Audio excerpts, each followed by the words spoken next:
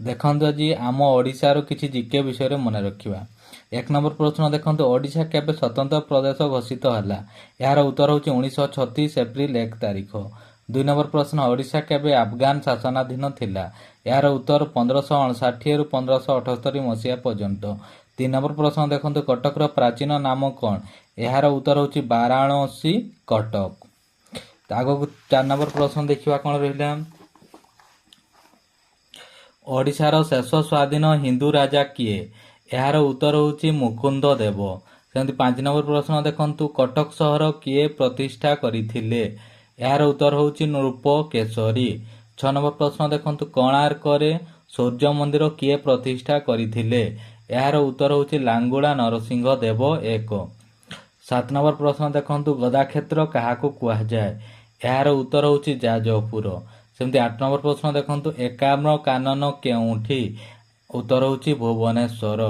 9 number ପ୍ରଶ୍ନ ଦେଖନ୍ତୁ, ତୁଳସୀ କ୍ଷେତ୍ର କିଏ? ଏହାର ଉତ୍ତର ହେଉଛି କେନ୍ଦ୍ରାପଡ଼ା। ସେମିତି 10 ନମ୍ବର ପ୍ରଶ୍ନ ଦେଖନ୍ତୁ କ'ଣ କହିଲା, ଇନ୍ଦ୍ରଦ୍ୟୁମ୍ନଙ୍କର ପାଟରାଣୀ କିଏ ଥିଲେ? ଏହାର ଉତ୍ତର ହେଉଛି ଗୁଣ୍ଡିଚା। 11 ନମ୍ବର ପ୍ରଶ୍ନ ଦେଖନ୍ତୁ, ଜଗନ୍ନାଥଙ୍କର ରଥର ନାମ କ'ଣ? ଏହାର ଉତ୍ତର ହେଉଛି ନନ୍ଦିଘୋଷ। 12 ନମ୍ବର ପ୍ରଶ୍ନ, ବଳଭଦ୍ରଙ୍କ ରଥର ନାମ କ'ଣ? ଏହାର ଉତ୍ତର ହେଉଛି ତାଳଧ୍ୱଜ। 13 ନମ୍ବର ପ୍ରଶ୍ନ ଦେଖନ୍ତୁ, ଦେବ ଦଳର ରଥର କାହାର? ଆଉଥରେ ପ୍ରଶ୍ନ ପଢ଼ି ଶୁଣନ୍ତୁ, ଦେବ ଦଳର ରଥ କାହାର? ଏହାର ଉତ୍ତର ହେଉଛି ସୁଭଦ୍ରାଙ୍କର। 14 ନମ୍ବର ପ୍ରଶ୍ନ, ଅରୁଣ ସ୍ତମ୍ଭର ଉଚ୍ଚତା କେତେ? ଏହାର ଉତ୍ତର ହେଉଛି 12 ମିଟର। 15 ନମ୍ବର ପ୍ରଶ୍ନ ଦେଖନ୍ତୁ, ଗଙ୍ଗବଂଶର ଶେଷ ରାଜା କିଏ? ଏହାର ଉତ୍ତର ହେଉଛି ଚତୁର୍ଥ ଭାନୁଦେବ। 16 ନମ୍ବର ପ୍ରଶ୍ନ ଦେଖନ୍ତୁ, ପ୍ରତାପ ରୁଦ୍ର ଦେବ କେଉଁ ଧର୍ମ ନେଇଥିଲେ? ଏହାର ଉତ୍ତର ହେଉଛି ବୈଷ୍ଣବ ଧର୍ମ।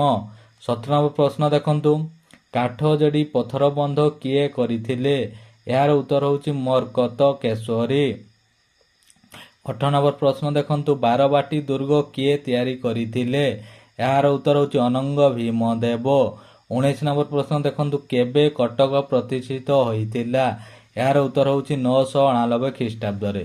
ଯଦି ଏହି ଭିଡ଼ିଓଟି ଆପଣମାନଙ୍କୁ ଭଲ ଲାଗିଥିବ ତାହେଲେ ବହୁ ମାତ୍ରାରେ ଲାଇକ୍, ସେୟାର ଏବଂ ସବସ୍କ୍ରାଇବ୍ କରିଦେବେ। ଧନ୍ୟବାଦ।